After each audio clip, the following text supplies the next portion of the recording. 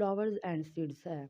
Lecture start करने से पहले मेरी आप सबसे रिक्वेस्ट है, अगर आपने मेरे चैनल को सब्सक्राइब नहीं किया तो पहले सब्सक्राइब कर लें ताकि आपको हर नई वीडियो का नोटिफिकेशन पहले मिल सके। हमने अपने लास्ट टॉपिक के अंदर पोलिनेशन एंड इट्स टाइप्स के बारे में पढ़ा था। हमने पढ़ा था कि self pollination and cross pollination क्या होती है। अगर आपने मेरी ये वीडियो नहीं देखी तो लिंक आपको डिस्क्रिप्शन बॉक्स में मिल जाएगा। हमारा आज का जो टॉपिक है वो है types of reproduction in plants. Reproduction की कितनी टाइप्स हैं, रिप्रोडक्शन होती क्या है, पहले तो हम ये जानेंगे। The main difference between living and non living things is the ability of reproduction. Living और नॉन लिविंग थिंग्स में जो सबसे बड़ा डिफरेंस है वो क्या है, रिप्रोडक्शन का है। लिविंग थिंग्स जो है वो रिप्रोड्यूस करती हैं, वो फर्दर अपने जैसे ऑफस्प्रिंग्स, अपने जैसे जो फर्दर लिविंग ऑर्गेनिजम्स हैं वो पैदा करती हैं। लेकिन जो नॉन लिविंग थिंग्स हैं वो रिप्रोड्यूस नहीं कर सकती। The life span of living things is limited.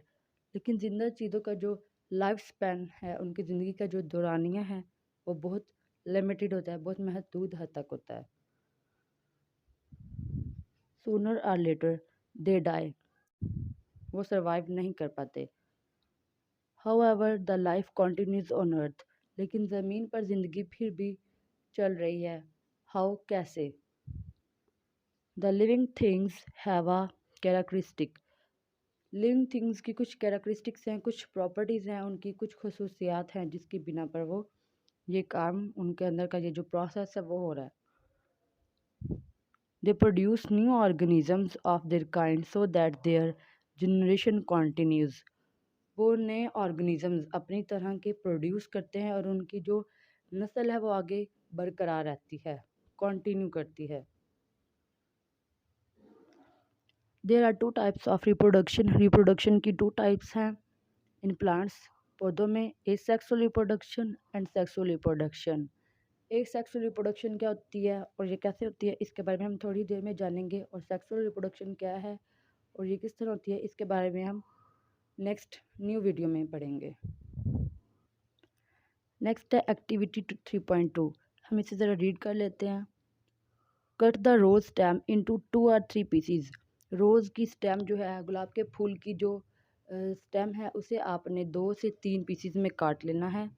Now plant 1 piece of stem in the soil of a pot. आपने एक नया पॉट लेना है, आपने एक नए गमले में स्टेम को जो वो ग्रो करना है। At least 2 nodes of stem should be inside the soil. उसकी जो 2 नोड्स हैं वो कम अज़ कम अंदर होनी चाहिए मिट्टी के। नोड्स बोलते हैं हम इस एरिया को। ये हमें जो नज़र आ रहा है ये 1 नोड है और एक ये जो नज़र आ रहा है ये एक 2 नोड है। एटलीस्ट 2 नोड्स जो है वो उसके अंदर होनी चाहिए। While there should be birds on the part which is above the soil. और जो ऊपर पार्ट होना चाहिए उसके ऊपर बर्ड्स बनी होनी चाहिए। Before planting the piece of stem, plant करने से पहले स्टेम का जो पीस है, रिमूव इट्स लीव्स, उसके जो पत्ते हैं साइडों पर उन्हें आपने रिमूव कर देना, उन्हें आपने उतार देना। Then pour water in the pot, आपने उस गमले के अंदर रोज़ाना पानी देना है। आफ्टर फ्यू डेज, चंद ही दिनों के बाद, you will see that new leaves have appeared on the stem, उस स्टेम पर नए पत्ते आना शुरू हो जाएंगे। This process is called stem cutting. इस तरीके को हम स्टेम कटिंग कहते हैं। आप ये एक्टिविटी जो है वो अपने घरों में करें ताकि पाकिस्तान भी ग्रीन हो और आपको पता चले कि किस तरह से स्टेम जो है वो कटिंग का प्रोसेस जो रियल में होता है। इससे आपको बहुत सारे फ़ायदे होंगे। और आप लोग कमेंट सेक्शन में बता सकते हैं कि आप लोगों ने ये प्रोसेस किया है, कितने दिनों तक आपका जो फ्लावर हैं वो और लीव्स जो वो आना शुरू हो गए हैं। इन asexual reproduction only one plant produces new plants। asexual reproduction में ऐसा होता है कि सिर्फ एक प्लांट होता है वो प्रोड्यूस करता है न्यू प्लांट्स को। उसके अंदर 2 पेरेंट प्लांट्स नहीं होते कि वो फर्दर जो है नेक्स्ट अपने ऑफस्प्रिंग्स प्रोड्यूस करें। इसके अंदर सिर्फ सिंगल प्लांट होता है, only 1 plant. Flowers do not take part in this type of reproduction. Flowers जो है वो इस तरह की रिप्रोडक्शन के अंदर कोई काम नहीं करते, ना ही वो यूज़ होते हैं। The other parts of plant, e.g. root, stem and leaves give rise to new plant. जो रूट्स होती हैं, लीव्स होते हैं या स्टेम है, तना जो है, पत्ते जो हैं और जड़ें जो हैं, ये इस तरह के प्रोसेस में हेल्प करते हैं ताकि न्यू प्लांट जो है वो राइज कर सके, ग्रो कर सके. The plants produce from these parts have a great similarity with the parent plant. इस तरह के जो प्लांट्स प्रोड्यूस होते हैं उनके अपने पेरेंट प्लांट्स के साथ बहुत ज़्यादा सिमिलैरिटी होती है. वो अपने पेरेंट प्लांट्स के साथ बहुत ज़्यादा मुशाफत रखते हैं, तकरीबन उनके जैसे ही होते हैं. Stem cutting, layering, bulb and tuber etc. are the ways of asexual reproduction. Stem cutting जो भी हमने पढ़ा है, जो आपने एक्टिविटी, ये वो तरीके हैं जिनसे एसेक्सुअल रिप्रोडक्शन जो है वो होती है. लेयरिंग. लेयरिंग क्या है? लेयरिंग एक ऐसा तरीका है जिसमें हम जड़ों की शाखों को काट कर अलग से नई ज़मीन में उगाते हैं. उस प्रोसेस को हम लेयरिंग कहते हैं. रीडिंग करते हैं. Layering. Often some branches of shrubs become buried in the soil. पौधों की जो कुछ ब्रांचेस होती हैं जो ज़मीन के अंदर दबी हुई होती हैं, ज़मीन के अंदर दफन होती हैं, उनको हम shrubs कहते हैं. It is called layer. यहाँ पे आप देख सकते हैं ये प्लांट है, ये उसकी रूट्स हैं और साथ ही ये जो आगे फर्दर छोटी छोटी शाखें आपको नज़र आ रही हैं, इन्हें हम shrubs बोलते हैं. A layer produces new roots.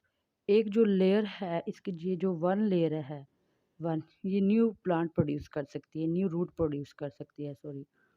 When we cut and separate it from the plant. जब हम इसे काटते हैं और अलग करते हैं प्लांट से, it develops into a new plant. तो एक नए पौधे में डेवलप कर जाती है, न्यू पौधे में नोशनुमा पाती है. This process is called layering. इस प्रोसेस को, इस अमल को हम लेयरिंग कहते हैं. Layering is also done artificially. Layering को हम आर्टिफिशियली भी कर सकते हैं. आर्टिफिशियल क्या होता है? एक ऐसा प्रोसेस होता है जिसमें हम नेचुरल कंडीशंस को हटाकर खुद से, जो ह्यूमंस हैं वो खुद से आर्टिफिशियली प्रोड्यूस करते हैं, उस प्रोसेस को हम आर्टिफिशियल कहते हैं. Breeding of lemon, jasmine and lychee is done by layering. Lemon की, जैस्मीन की और लीची की जो ब्रीडिंग है, जो उनकी काश्तकारी का जो उनका प्रोसेस है, उसको हम लेयरिंग के थ्रू भी कर सकते हैं. नेक्स्ट है हमारे पास बल्ब. बल्ब क्या होता है? Observation and onion and garlic. लहसुन और प्याज पर ऑब्जर्व, एक प्याज ले सकते हैं, उसे ऑब्जर्व करें. Where is there stem. इनकी स्टेम कहाँ पर है? स्टेम बोलते हैं हम तने को. There short stem is located at the base. इनकी जो शॉर्ट स्टेम है वो इनकी बेस पर लोकेटेड है. बेस ये एरिया, ये जो एरिया, ये इनका बेस एरिया है. The other part of a bulb consist of thick fleshy leaves. और जो दूसरा हिस्सा जिस पर ये बल्ब कंसिस्ट करता है उसके फ्लैशी लीव्स हैं. और ये जो लेयरिंग हो रही है, ये जो है, ये इनके फ्लैशी लीव्स हैं. At the start of suitable season. Suitable season होता है ग्रोइंग पीरियड. अब प्याज जो है वो हम पूरा साल जो है, पूरा सीज़न जो है वो ग्रो नहीं कर सकते.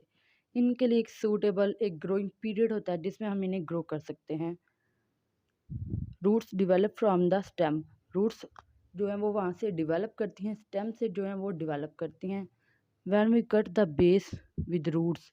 जब हम रूट्स को कट करते हैं उनकी बेस से, यहाँ से जब हम कट करेंगे रूट्स को, दे बरी इट इन द सॉइल, और दोबारा से इनको दबा देंगे नई ज़मीन में.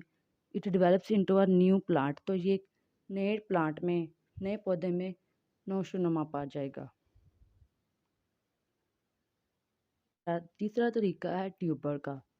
It is the underground thick stem of plant. ये ज़मीन के नीचे, अंडरग्राउंड होता है ज़मीन के नीचे, थिक स्टेम पौधे की जो होती है वो मोटी स्टेम होती है, मोटा तना होता है उसका. It's example is potato. और ये पोटैटो के अंदर होती है. It has eyes on it. इसकी आइज़ होती हैं. ये जो चीज़ है, ये स्टेम, ये ट्यूबर्स हैं और ये इसकी आइज़ हैं. Which are actually buds. जिन्हें हम बर्ड्स कहते हैं. अगर आपने देखा हो अक्सर अपने घर में, अगर हम पोटैटोज़ लेकर आए हों, उन्हें जल्दी यूज़ ना करें या कुछ ऐसा वो पड़े रहें, तो उनकी बर्ड्स निकल आती हैं. बर्ड्स वो एरिया जहाँ से वो दोबारा ग्रो कर सकते हैं. When the pieces of potato having eyes are buried in the ground.